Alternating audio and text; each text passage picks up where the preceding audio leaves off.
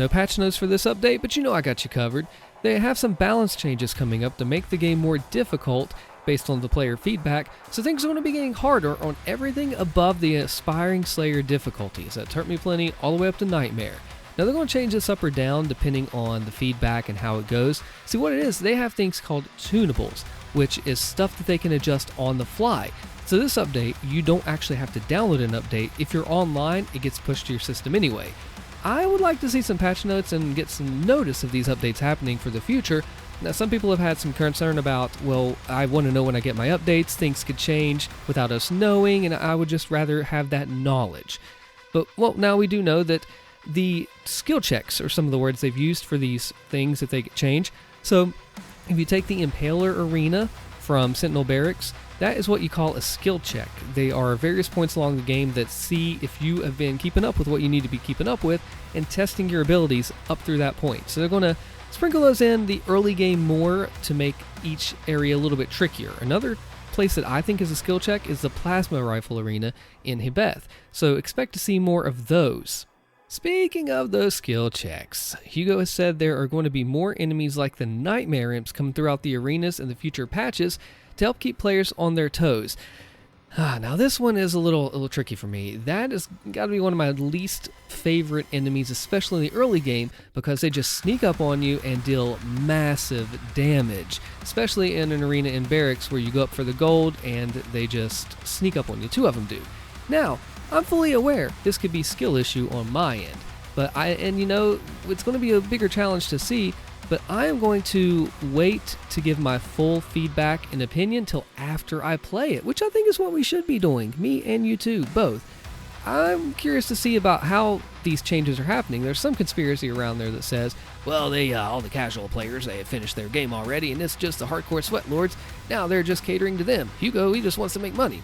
Of course, you want to make money to your company, but that's just the thing. Like, balancing in a single-player game is interesting, and some of the other weapons and things will catch that as well. I'm curious to know if you like these Nightmare Imps as enemies. Now, guns are going to be changed too, like the Ravager. If you've been sleeping on this Ravager, like many of us were, that thing is a monster. That's all I gotta say. Massive damage, health, ammo, refills, crazy stuff. It's a little too powerful, probably, if I'm trying to keep any bias out of that. And a lot of people said, well, you can only go through this game with one gun. I want some incentive to switch. There is incentive to switch. Each of the weapons have different powers, like the self-healing rocket launcher, for one, is super useful to be able to have. I still like the SSG for up-close stuff, and the Impaler is very nice too. But just knowing that the weapons are subject to change when they're clearly OP is something to consider. The parry window even tighter coming up. That means that if you have any issues with the parry, there's the slider. If you think you don't want that super tight window, crank it up. If you think it's just too much as it is, take it back down. Nightmare, as a default, is probably going to have a tighter parry window in general, and then they're going to make the tightest one even tighter, so that way, if you really want to push that challenge, you have that ability to now. The extra lives are going to be a little different moving forward, potentially, to have a lower capacity. So, for example, Hurt Me Plenty, you can hold 3 at a time, Ultraviolence 2, and Nightmare 1. Because people are saying that they have been running past these extra lives and just leaving them be, just right there on the level there. And then people woke up today and they're like, oh, wait, this game's a lot harder now. No wonder it's harder. I'm actually getting all these extra lives now. And yesterday, harder as well. So if you are playing and you're thinking like, oh, maybe I'm just tired. Why do I suck so badly? I don't usually have this much skill issue for breakfast. Well, that is probably why, due to these changes.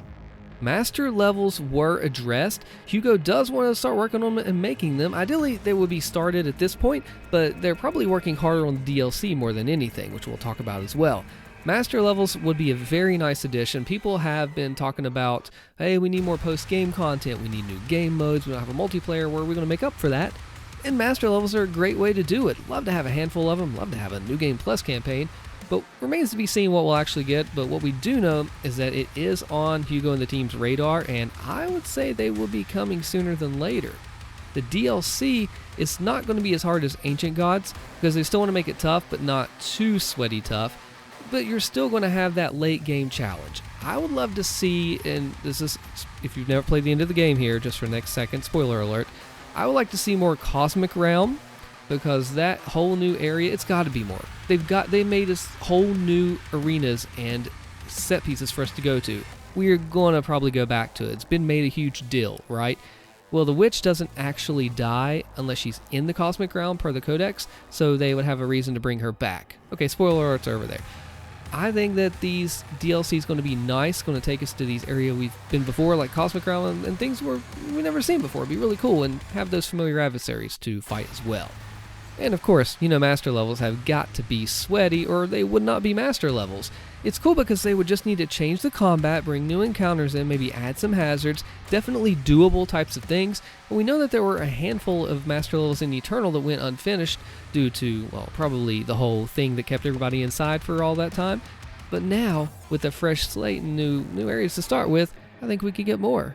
And that's not to say the DLC is going to be a cakewalk either. I mean, casual players, yeah, they'll be able to finish it up. They'll be able to do their thing.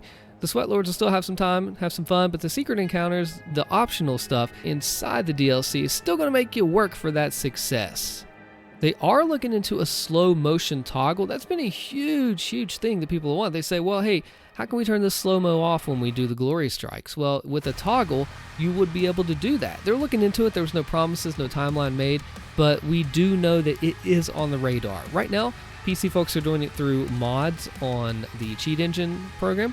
So it is a thing that people have seen, and it looks pretty crazy. If you've seen any of Siler's 150% game speed, no slowdown combos, it's a whole other world. You've got to go watch it if you haven't, because it's pretty massive. It's pretty nice. The sprinting, the sound effects, visual lines should be toggleable as well, because if you're an auto sprint user, I wasn't till now, you have a lot of lines and a lot of the sound effects, but auto sprint itself is really cool.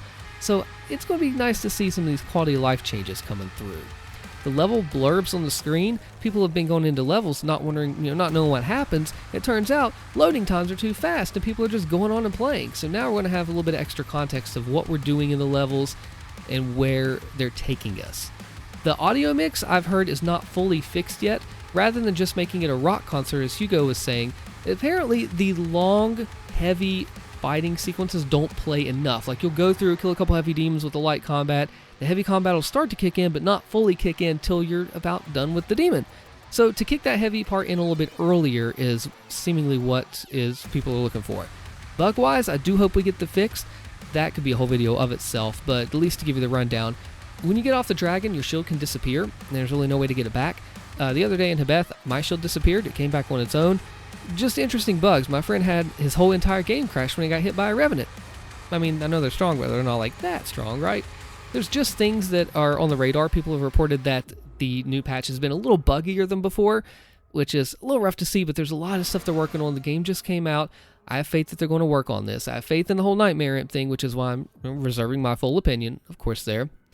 And we have the Berserker trophy bug and crash issues that they are working on. Should be done in that pipeline soon. And, we have to look at this update. Me and my buddy Hormo Gaming like to cover this kind of thing. A lot of props to him for helping me out with some of this discussion here. And, I think that there's a lot of things on the horizon. We just have to get ready for it and be patient with it. Check out my next video here about Mick Gordon, and I'll see you in the next one.